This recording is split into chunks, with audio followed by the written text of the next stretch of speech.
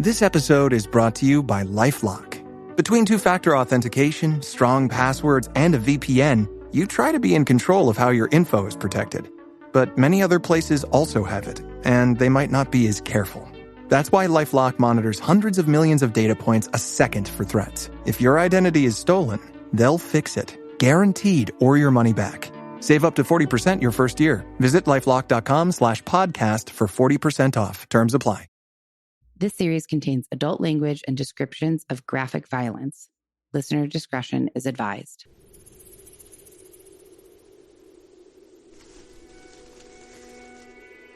Recording in progress. Hi, guys. Hi. I think this is going to be just for Patreon.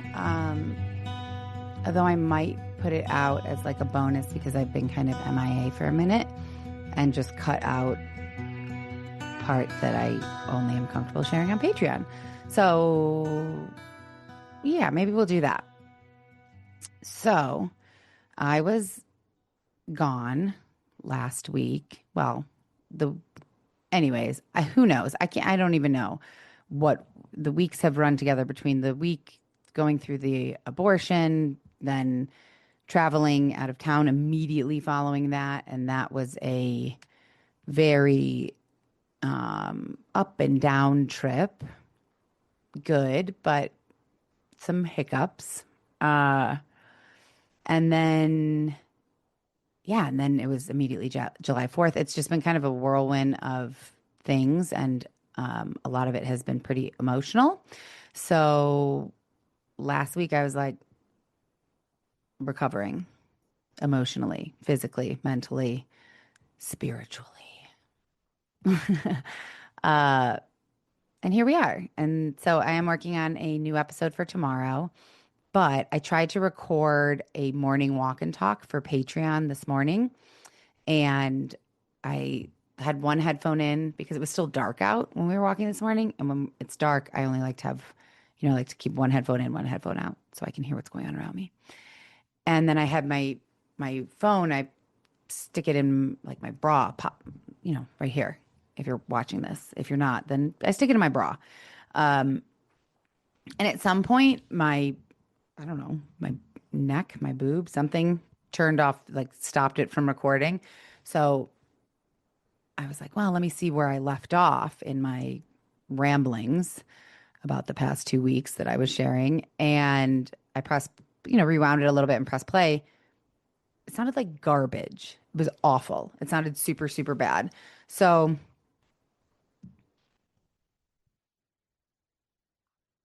I decided not to post that, and I was going to record it again later. I didn't want to record it again right away because I had just said all these things, and then I was, anyways, here we are later. I just got done with therapy with my amazing, wonderful therapist, who always makes me feel so much more sane, and like centered than before I talked to her. And her information is always in the show notes for anybody who perhaps might need a therapist. I believe she only works with people in Washington and Arizona, but I'm not 100% on that. And yeah, so I just thought before I jump back into some other work, I would pop in here and say hello. I have not posted on social media. I have not opened social media. I haven't even posted on Patreon last week. Last week I was down pretty far in the trenches of mental unwellness. I think everything kind of just came crashing down. So first of all, how are you guys? I hope everyone had a very wonderful, safe, lovely, beautiful 4th of July. We didn't do much. Jenna and Michael came over. We went to my little pool here at the little community that I live in. No one's ever there. Played a little volleyball in the pool. That's about it. And then the next day we went to a pool party at our friend's house, which was lovely. And here we are. So now I'm like, well, what did I really want to talk about? I feel like I had so much to say at 4:30 this morning to my on my Patreon recording that will never make it to Patreon because it sounded so bad. Basically, let's see. So I think I was just talking about the start of our trip. So just to retell you, I don't know how much I talked about this, that so Mark and Michael are like best friends, and their third best friend is Fred, who Michael has known since he was born. They like grew up in the same on the same street. Uh and then like 20-ish years ago when Michael and Mark became friends, Mark met Fred, and so now they're all like best friends. Mm. And so his daughter was getting married or got married in Lake Tahoe. And so that's where we were. That's where we all went. So we left Wednesday morning and we got an Uber, and we were both in a good mood, so it was totally fine. But our Uber driver, like I love a chatty Uber driver generally, unless I'm not in a chatty mood, and then I don't, obviously. But generally, I'm pretty chatty. I don't mind. I like getting to know somebody. I can ask somebody a million questions and whatnot. So our Uber driver was super chatty. I learned more about this man in the 20 minutes it took to get to the airport than I know about some people I've known for years. Like, I learned about his digestive issues. I learned about his recent surgery to remove like a fourth of his intestines. I learned about his friend that he brought into the Uber business and how he believes that he has the best strategy for Ubering, because I didn't realize that Uber, apparently, this is according to him. I actually have no idea, and I have not like fact checked this. Like, they give precedence or certain rides to certain people depending on how long you've been there, how many hours you've driven, things like that. And so he was like kind of dancing around that he has this technique that can help you make like $80,000 in your first year or something. I was like, what? Should I sign up? Because that's like triple how much I made last year. Uh, so that was super interesting. And then we got to the airport. And like I said, we're both in a good mood. Like, we haven't traveled together first of all, we haven't traveled together that much since we've been together. And that is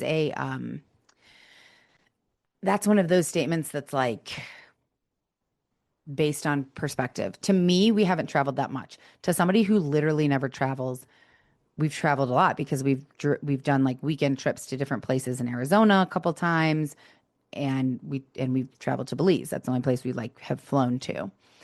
Uh, and I think and we travel really well together from the traveling that we've done.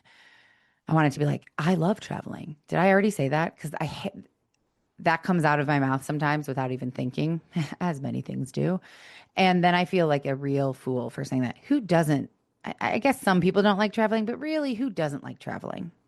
Don't most people like traveling?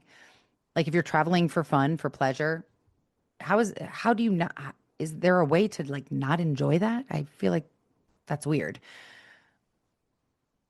If you don't like traveling, explain it to me. I'm curious actually. Uh, but I like traveling anywhere. I'll go anywhere. Far, near, by plane, train, automobile, whatever.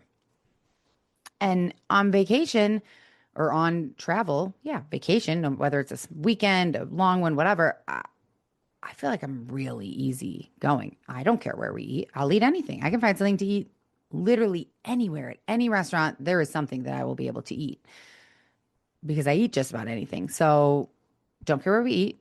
And I can be hungry or I can wait. I'm not somebody who gets like hangry. I don't like, it's not like my blood sugar drops and I'm going to pass out and I have to eat something. You know what? I can be hungry. I can wait. Or if I'm not that hungry, like I can have a cocktail and snack on something.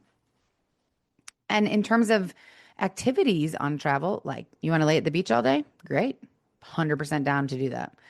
You want to go out on a boat? You want to snorkel? You want to go hiking? You want to go rock climbing, horseback riding, fruit picking, exploring, shopping? You want to sleep all day? You want to go swimming in the pool? Like whatever there is to do, let's do it.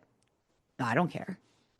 I'm on vacation. What do I care? Let's do everything or nothing. That's my mentality about vacation. So I feel like I'm a pretty good person to travel with. And I'm not like a timid traveler, like, oh, I'm not going to ask because I don't speak the language or I don't know that. You know what I mean? Like, I'm comfortable and I'm a good flyer, or so I thought until this trip. I really have never had a problem flying. I think the first time I was on a flight, my mom said I was like 6 months old because all of our family, we grew up in Chicago and all of our family, my mom's family lived in LA and my dad's family lived in New York. And we didn't really have, we had, my mom's cousin lived in Chicago. That's about it. So the rest of our families was on two separate coasts. So we flew a lot as kids. We spent a lot of time out in LA, Laguna, where my grandparents were, my mom's parents. We were out there 2, 3 times a year, maybe. And then occasionally we go to New York. And so I spent lots of time on planes and have never been a nervous flyer or had any issues. And I'm finding, and maybe I'm overanalyzing this, but I feel like in my older age, in these older years that I'm moving into, I'm more freaked out, paranoid, scared of like potentially dangerous or unsafe situations, activities. Um, Sorry, drinking water. Ooh, I just heard myself wheeze into the microphone. That's so annoying. Excuse me. So yeah, and I can't think of another example. Oh, I can. We went to Mark's niece's graduation in May, and it was at the TCC at the Tucson Convention Center, indoors, like a big auditorium, basically. And it was pretty full. And his family was sitting like halfway down the bleachers. I don't know what you would call them. Yeah, bleachers, I guess. And then our seats were saved like in the middle of the aisle. So like halfway down, and then we were all the way in the middle. And I was like, no, no, no, no, I can't do that. I can't do this because if I like need to get out of here, I can't quickly. I can't get out of here quickly if I need to get out of here. Okay, why would I need to get out of there? No idea. No real reason I would need to get out of there, but that's where my brain went. Like, what if I need to escape and I can't? I don't know why. Now, I am claustrophobic in the most traditional sense, in that like small spaces for sure. Um, Pitch blackness, like if you can't see in front of your face, can't do it. Absolutely cannot do that. Um, and now I'm realizing that like another way that seems to come out, that claustrophobia seems to come out, is like things that I can't escape from, which you would think an airplane would fall into that category. And if I overthink it when I get on a plane, I do get a little like panicked, but I just have, I guess I've gotten comfortable or good at like not thinking about that this is a small space, pretty small space with a lot of people in it that I can knock it out of if I need to without dying. Um,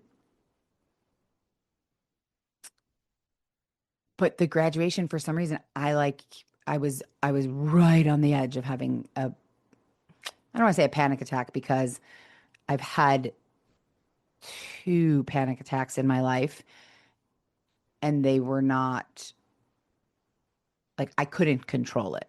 It wasn't like I could talk myself down. It was a physical thing that happened. I mean, I'm sure I've talked about this. Both of them happened leading up to when my mom died. So she was sick. And both of them happened at moments when like I wasn't panicked. I was out having a drink with a girlfriend at when one of them happened, and the other one I was like eating breakfast in my own kitchen, and it came on out of nowhere. and I thought I was having a heart attack, and I had to lay down on the ground, like cold sweats, and like I couldn't control it. There was no talking myself out of it. I just had to like let it ride it out. Whereas this situation at the graduation, I was like, "You're fine. Deep breath. You're okay. Like this is ridiculous. You're overreacting. You're being dramatic. Stop it."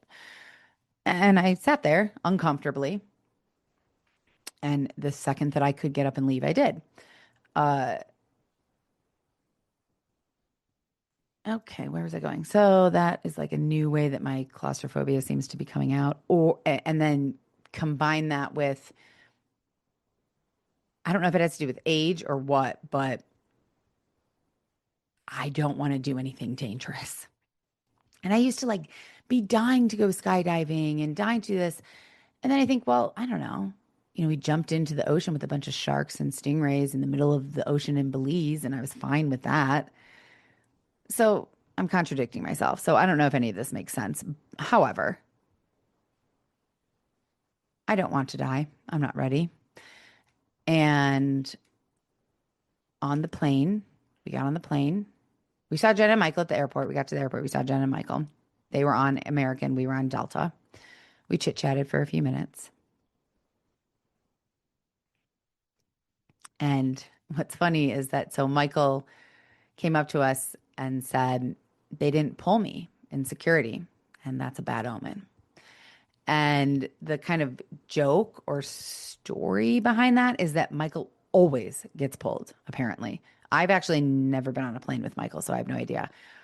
But him and Jenna have traveled a lot, and he's traveled a lot, and he always, never fails, gets pulled for like an additional like search through his bag. We always joke like, oh, it's just because he looks sketchy, which like he doesn't. He actually dresses really nicely when he goes to the airport. Like he wears like a sport jacket and stuff.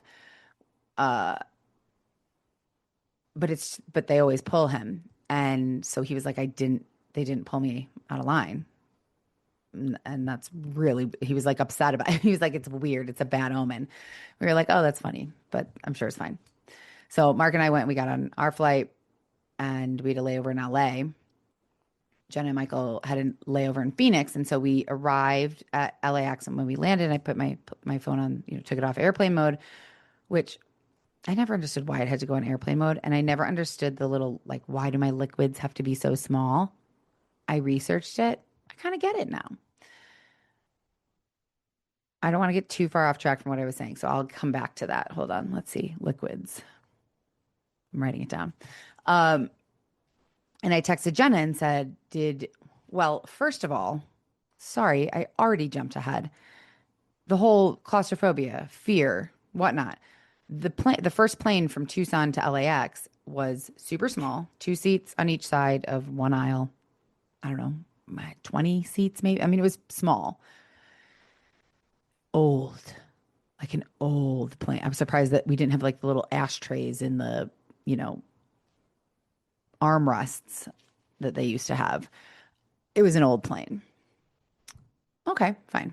No concern. Takeoff, I almost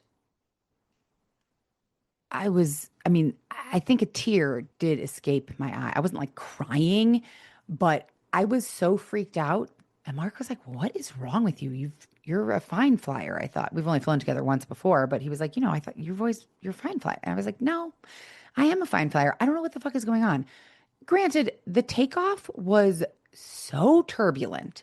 It was like, are we going to even get off the ground? And once we did get off the ground, I was like, well, oh, we're going right back down. We're going right back down. Like, this is unnormal. No, this is not normal. And then the fucking wheel things, when the wheels, when the wheels are down, obviously, when you're leaving, when you're taking off. And then once you get in there, they click, go back up under the plane. Well, it sounded like someone was like taking a wrench to the underneath of the plane when these wheels went up. I was like, something's wrong. We're losing parts of the airplane mid-flight. Like things are flying out of here. I'm certain of it. They weren't. Nothing was happening. And it was fine. But I was terrified, genuinely, deeply terrified that we were not going to make it. until we got in the air. And then once we're like up in the air, I was fine. I don't know. I don't know what's going on with me. Why is this part of perimenopause? I'm just kidding. Developing like a fear of things. Honestly, it could be. There are so many symptoms of perimenopause that maybe this is part of it. I'm not actually convinced of that, but so we took off, landed LAX. I took my phone off airplane mode, texted Jenna and said, we made it to LAX. Are you in Phoenix or did you get on your next flight or whatever? I didn't know where they were in their travel schedule. And she was like, before we ever boarded the plane in Tucson, our pilot came walking off the jetway, like off the plane, bleeding, blood dripping down all over him, all over his shirt. And they said he hit his head in the cockpit. And then they canceled the flight. Because Tucson is a pretty small airport. So I'd imagine they don't have like a ton of other pilots just hanging out. Like, oh, yeah, you need a pilot. I could jump on this flight. I don't actually know how that works, if that's even allowed. But they canceled it. And we were like, okay, shit, that sucks. So what are you going to do? So, all right, we're going up to the counter. We're trying to get on another flight. So Mark and I got off. We found a place to eat lunch, like in our terminal, right? Because our next flight was in about 2 hours. And so then I got a text that said they rerouted us through Dallas, which is insane. Like Tucson to Dallas to go back to Reno. Fine. They weren't going to get in until 8:30 now. And originally we were all getting in about the same time around, I think they got in at 4. We got in at 4:30. We're going to share a rental car, take it from Reno to Tahoe, go to the rehearsal dinner, go right to the rehearsal dinner. And so now they're not getting in until 8:30. We're like, okay, well, I guess we will just miss the rehearsal dinner and we'll hang out in Reno, like go to a casino or something, and we'll pick you up at 8:30. No big deal. Well, we're finishing our very, very, very overpriced lunch at LAX. And Michael called Mark, and I was like, uh-oh. Because neither Michael nor Jenna or me, like I don't call Jenna. Mark doesn't call Mike. You know what I mean? We all live 3 minutes away from each other. And so it's always just a texting situation. Maybe if it's like, okay, this will be faster if I just pick up the phone and call you, one of us will call the other. But for the most part, it's just texting. If you're calling, it's either to figure something out quickly or because something is wrong. I was like, uh-oh, something's wrong. Well, apparently they got on their flight to go to Dallas. So they're still in Tucson. They're put on a different flight. They're going to go to Dallas and they're going to go to Reno. They got on their flight in Dallas and getting ready to take off. And the flight attendants come over the loudspeaker and say like, okay, settle in, folks. Like there's weather in Dallas. So we're going to be sitting on the runway for probably about 2 hours, but it could be 4 hours, but definitely 2 hours waiting to take off. And apparently Michael was like, no. And he stood up. He was like, we have to get off the plane. We have to get off the plane, which apparently was kind of difficult. Like they didn't want to let him off, but he was like, I have a connecting flight in Dallas that now I'm going to miss. Like I have to get off the plane and figure this out. You already canceled or let us off. So they did. They let them off and there were no more flights for them to take that day. So American was like, we'll put you up in a hotel right here next to the airport, which is like not the nicest part of Tucson. And also Jenna and Michael live in Tucson. So kind of unnecessary. However, their next flight was like early the next morning. So they were like, fine, fuck it. We'll just stay at this hotel. And that's what they did. And they didn't get in until the next morning. So Mark and I arrived on time in Reno, picked up the rental car and drove to Tahoe, which, wow. Neither of us had ever been to Reno or Tahoe. And Reno, apologies for anyone who lives there. I'm sure there are very beautiful parts of it. Not for me. Like, didn't, from what I saw, and we spent our last night of this trip in Reno as well, last day and night. And yeah, didn't love it. Admittedly, I didn't see a ton of it, but didn't love what I did see. But leaving Reno, once you get past this, like, I don't know. There's this area called like Washoe Basin or something where there's feral wild horses, which I did see, which was cool. And then I was immediately worried for their welfare and are they being like looked after in any way? And, my crazy animal stuff. And then you start kind of like it starts going from desert to like high desert with, pine trees and green. And oh my God, the drive is really beautiful once you get out of Reno. And and then yeah, arriving in Tahoe is like wow, it looks fake. It looks like somebody painted this picturesque little mountain town around this pretend lake that is just too beautiful to imagine. It was really pretty. Uh, and so we stopped at the hotel really quickly before going to the rehearsal dinner. We didn't know where to stay because neither of us had been there. So we were like, well, we'll just like go by the wedding website. And it listed two hotels, the hotel where the wedding was taking place and then the hotel where we stayed.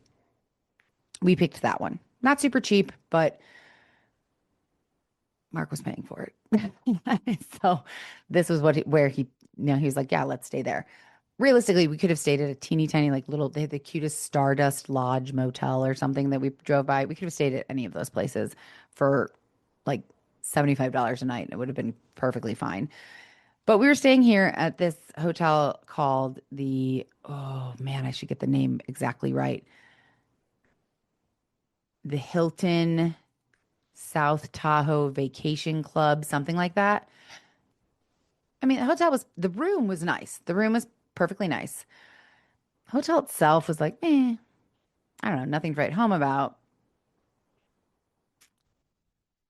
And that's because it turns out that it's like, yes, it's a hotel, resort hotel, whatever, but it's more like a timeshare place. That's what they really are gunning for. And so we pull up and I'm like, well, where's hotel parking? Like the line to get to drive through like the front of the hotel is crazy. I was like, we're not going to valet. Let's just park. And we can't figure anything out. So I like got out and I ran up to like the valet booth. And I was like, yeah, where can we just like park? We're just, we're staying here for the next 2 nights. We just want to park our car somewhere. And he's like, yeah, it's mandatory valet. What? He's like, yeah, it's mandatory valet. $30 a day, $30 a night, mandatory valet, whatever, $30. Oh, okay. Well, I guess we're valeting then. And the park where the valets take the car is like not right there. So you just have to leave. And there's like a huge line of cars. It's June in Tahoe. It's busy. So we just have to like leave our car there, pull our bags out, go up and like give the valet the key. They give you a ticket. And he's like, okay, well, when you want your car, you just text this number, give us 15 minutes, and then we'll pull it around. Okay. Is it really 15 minutes? No, it is not. Because we did that. And one time the car was there in like 2 minutes. And the other two times the car was there in like 30 to 40 minutes. It's just a stupid system. Like, I am not one for, creating more parking lots, but I don't know, buy a parking lot somewhere nearby. I don't know. Get more valet. I'm not sure. It was a terrible system. And we checked in and we're like, we got to get change our clothes real quick and go to the rehearsal dinner. And so Mark is finishing the check-in. I'm just kind of like, looking around the lobby area and there's another desk that's not the check-in desk. I don't know. I thought it was like an activities desk or something. And this guy walks out behind it and he's like, hey, did you just check in? I'm like, yeah. He's like, cool. You've been shot? No, I've never been shot. Okay. Well, what are you guys up to? What are you doing? Oh, we're here for a wedding. Okay. You like boats? Yeah, sure. I like boats. Who doesn't like boats? I don't know. Yeah, I like boats. Why? You want to go on a boat tomorrow? Booze cruise? You drink? Yeah, I drink. Yeah, I like boats. I like drinking on boats. Sure. Haven't done much of it, but I'm open to it. Yes, definitely. Um, why? I can't afford it. I'm sure I can't afford it. So don't even tell me about it. That's, what I said. And he's like, oh, no, it's free. Oh, it is? Why? At this point, I don't know that this is a timeshare community as well. So I'm like, what? Free? I was like, okay, what's the catch? He's like, really no catch. He's like, honestly, you got to take a little tour of the property. We just want you to, tell your friends about it, really get a feel for it and understand it, and then like tell people about it. Sorry, I'm looking at a bruise on my arm. I was like, hmm, okay, well, we don't really have much to do tomorrow. I mean, like I could probably tour the property. And around this time, Mark has finished checking in and he walks up. I'm like, babe, we could take like a free booze cruise tomorrow. He's like, well, we have to go back to Reno and pick up Jenna and Michael. And I was like, yeah, okay, that's true. What time is it? And we're like talking logistics. And the guy's like, well, we have a couple different times slots that you could take it. And Mark's like, wait, what do we have to do to this? And he tells, you just got to take a tour. And he's like, you guys married? Because you have to do it together. You could do it separately if you're not. And Mark's like, he immediately catches on that like this guy's trying to sell us shit. I don't because I'm in a hotel that we are paying, well, that Mark is paying good money to stay in. So I feel like there shouldn't be people pushing things or selling things on me the second that I walk into the hotel, right? Like, let me check in, let me go to my room. Ideally, don't ever try to sell me something at the place where I'm paying to have a vacation, but at least let me like get my bearings first. No, this guy was not waiting. And Mark immediately caught on. And he's just like, "No, thanks, we're not interested." And he was like, "Well, okay, well, wait. What about if I just make it a $250 Visa gift card?" And I was like, "What?" I was like, "Yeah." And Mark's like giving me the look like, "Shut the fuck up, Margot." I'm like, "Well, what do we have to do for that?" And he's like, "Same thing. It's just, it's just a little tour of the property, but you do it's a little more extensive." I don't know what he was saying, honestly. At that point, I realized, uh-oh, I fucked up by engaging with this person. How was I supposed to know? Thank God for Mark because I am not, I will stand there. I will make myself late for the rehearsal. I will stand there for 30 minutes and then politely decline at the end of the guy's like spiel, but I'll let him go through it. Mark is like, no thanks, dude. We're good. And the guy's like, wait, we could do. Mark's like, absolutely not. We have to go to a rehearsal dinner. Thank you so much. Goodbye. And like grabbed my hand and was like, we're leaving. So thank goodness for him because I would have sat there and I would have been so annoyed about it, but I would have just felt bad. So I would have sat there and let him give me the whole thing. So let me check into the room. It's a 17-mile walk from the front desk to the room. And honestly, I like a good walk. I'd rather walk further. Like I'll park further to walk further. When I tell you that this was ridiculous, like you have to leave 10 minutes early just to get downstairs. Uh, Again, we're on vacation. Who the fuck cares? Not a big deal. I'm just including all the details that I can remember.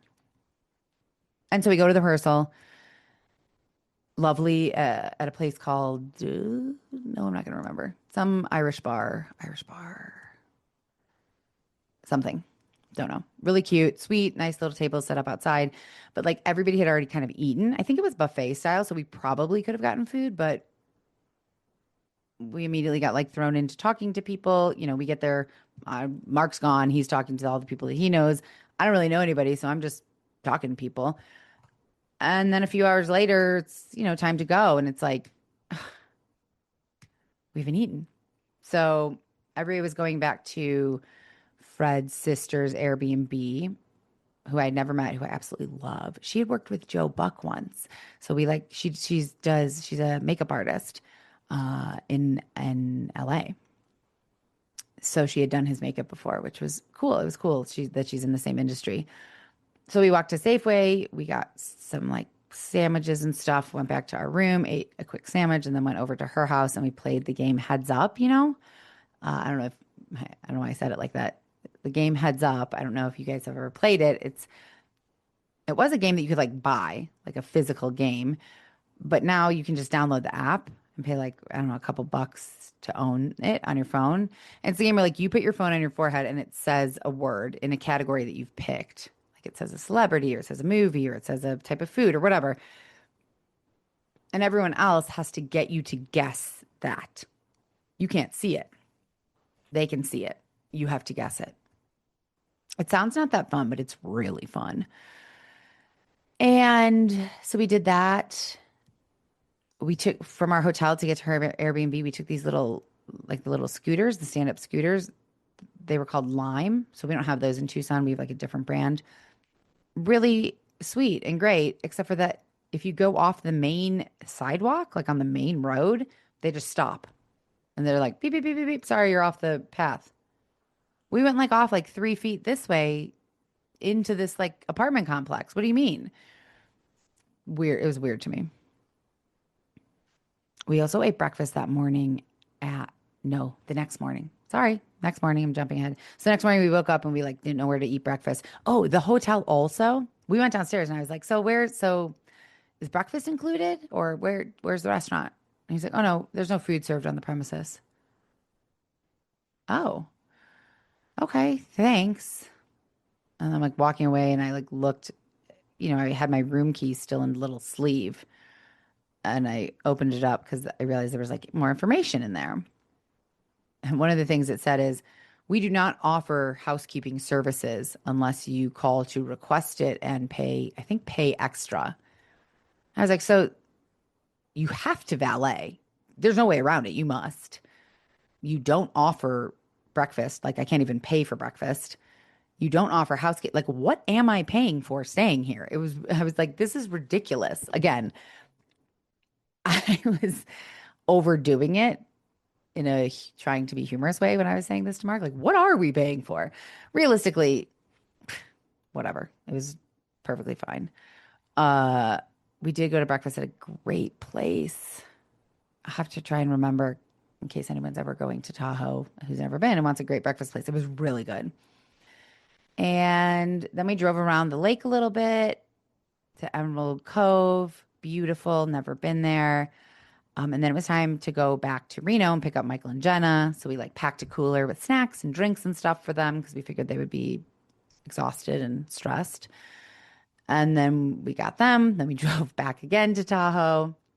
And then it was time to get ready for the wedding. So we did. And then we went to the wedding and it was super fun and very sweet.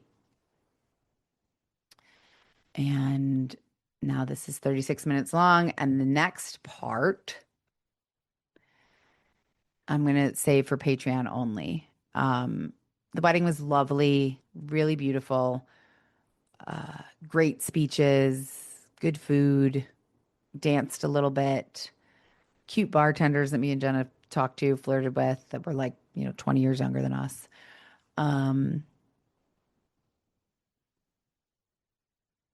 And then the next day we kind of walked around. Mark and I were supposed to go to, this was really disappointing to me. We were supposed to go to my old boss Dana's place because he only lives an hour away. But after being up almost all night for the wedding, and then they had like a morning after lunch type thing. And then that night we were supposed to have dinner and stay at Fred's, which we did. It just didn't, like, there wasn't time, unfortunately, which really bummed me out because I can't imagine another time that I'll ever be in Tahoe because it's insanely expensive.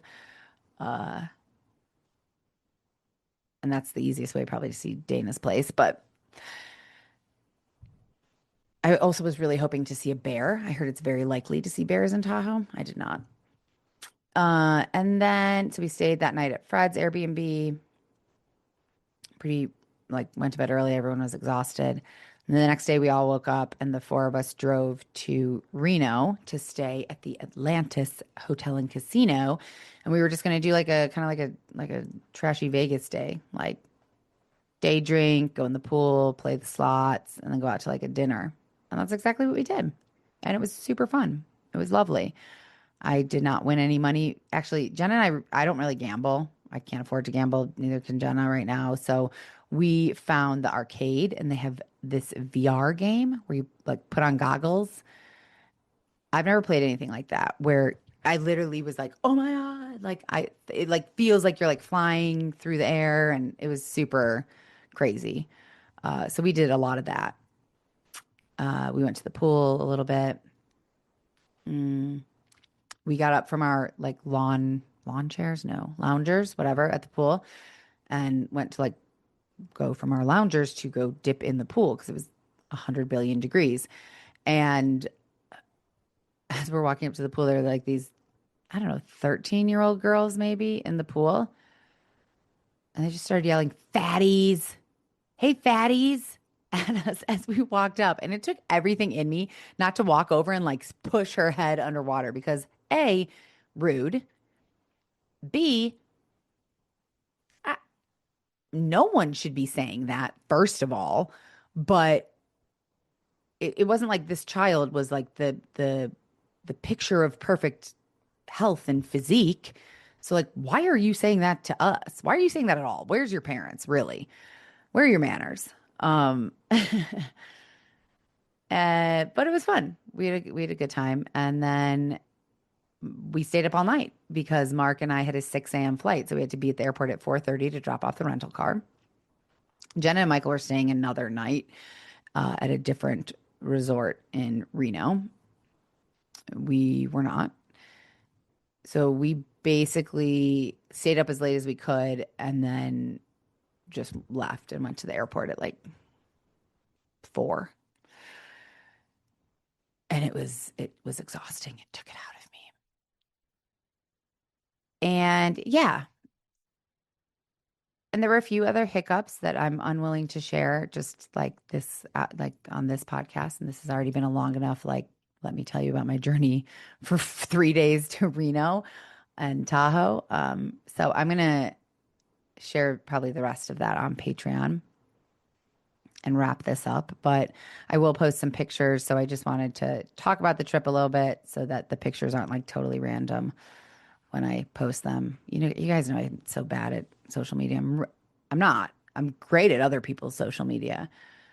I'm not great at running my own social media or like the podcast social media. So I'm gonna try to get better. I just did like made and organized all these posts for Brandon because he's going out of town for 2 weeks today. And I was like, well, why can't I do this for Death by Southwest? Like, I could do this. I could plan ahead and make some posts and schedule them. Like, that's what people do.